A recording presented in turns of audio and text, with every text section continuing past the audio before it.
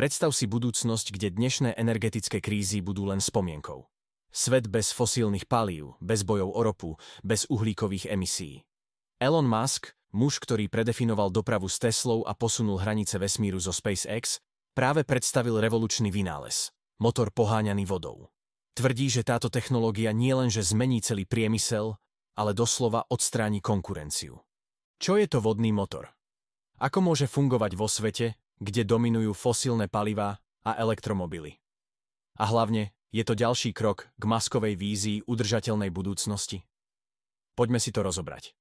Vodný motor bol doteraz považovaný skôr za sci-fi. Mnoho ľudí sa ho snažilo vyvinúť, ale technologické prekážky ho držali mimo reality. No ak existuje niekto, kto to dokáže zmeniť, je to práve Musk. Tvrdí, že vyvinul motor na vodík. Palivo, ktoré pochádza priamo z vody. Ako to funguje? Celé to stojí na vodíku. Prvku, ktorý možno získať z vody procesom nazývaným elektrolýza. Pri tomto procese sa voda rozdelí na vodík a kyslík. Vodík sa potom využije ako palivo a výsledkom jeho spaľovania je len vodná para. Žiadne škodlivé emisie, žiadne znečistenie. Problémom však doteraz bolo, že výroba vodíka spotrebovala viac energie, než sama vyprodukovala. Muskova Tesla ale vraj našla riešenie. Vďaka novým materiálom a pokročilej technológii znížili energetickú náročnosť elektrolýzy a spravili ju efektívnou a lacnou. Vodný motor od Tesly pritom nie je len o samotnom pohone. Funguje ako uzavretý cyklus. Vodná para, ktorá vznikne pri spaľovaní vodíka, sa zachytí, skondenzuje a znovu použije na elektrolýzu. To znamená minimálnu spotrebu vody a maximálnu efektivitu. A čo skladovanie vodíka? Bežné vodíkové nádrže sú veľké, drahé a majú bezpečnostné riziká. Tesla však vyvinula nové, ultraľahké a odolné nádrže, ktoré vydržia extrémne tlaky aj teploty. Problémom je aj tankovanie vodíka. V USA je dnes len asi 60 čerpacích staníc na vodík, väčšina v Kalifornii. Musk preto oznámil, že Tesla postaví vlastnú sieť vodíkových čerpacích staníc, podobne ako vybudovali sieť superchargerov pre elektromobily. Samozrejme, nie každý verí, že vodík je riešením budúcnosti.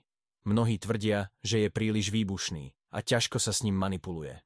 Tesla preto prichádza s novými bezpečnostnými opatreniami a plánuje masívnu kampaň na zmenu vnímania verejnosti. Ekonomický dopad tejto technológie môže byť obrovský. Dnes stojí liter vodíka približne $12, čo je oveľa viac ako benzín alebo elektrina. Ale vďaka Muskovým vylepšeniam by cena mohla klesnúť na $2 za liter, čím by sa stal cenovo konkurencieschopný a pripravený na masové využitie. Aby podporil zavedenie tejto technológie, Tesla plánuje pre prvých zákazníkov ponúknuť tankovanie vodíka zadarmo. Podobnú stratégiu už v minulosti použili pri elektromobiloch a pomohlo im to ovládnuť trh. Toyota či Hyundai síce ponúkajú svojim zákazníkom bezplatné tankovanie, ale Musk chce ísť ešte ďalej. Tento vodný motor však nie je len o osobných autách. Vodík môže poháňať aj nákladné autá, autobusy či dokonca lode, čím by mohol zásadne zmeniť celý dopravný priemysel a znížiť emisie. Automobilový priemysel je z tejto novinky v šoku. Tradičné automobilky už nestíhajú držať krok s Teslou v oblasti elektromobilov a teraz sa musia vysporiadať s úplne novou konkurenciou, vodíkovou technológiou. Toyota bola jednou z mála firiem, ktoré do vodíka investovali. Vyrábajú vodíkové autá a tvrdia, že elektromobily nie sú dokonalé riešenie. No teraz čelia novej realite. Tesla prináša technológiu, ktorá môže urýchliť nástup vodíka do mainstreamu. Z ekologického hľadiska je táto technológia prelomová. Doprava dnes patrí medzi najväčších znečisťovateľov. Vodíkový motor od Tesly by mohol drasticky znížiť emisie a zlepšiť kvalitu ovzdušia v mestách. Samozrejme, stále sú tu výzvy. Budovanie infraštruktúry, prekonanie skepticizmu verejnosti a vysoké počiatočné náklady, to všetko sú prekážky, ktoré bude musieť Tesla prekonať. Ale Musk už viackrát dokázal, že vie premeniť nemožné na realitu. Takže, čo myslíš? Je toto budúcnosť dopravy? Má Musk pravdu, keď tvrdí, že vodík je riešením pre čistú energiu? Napíš svoj názor do komentárov.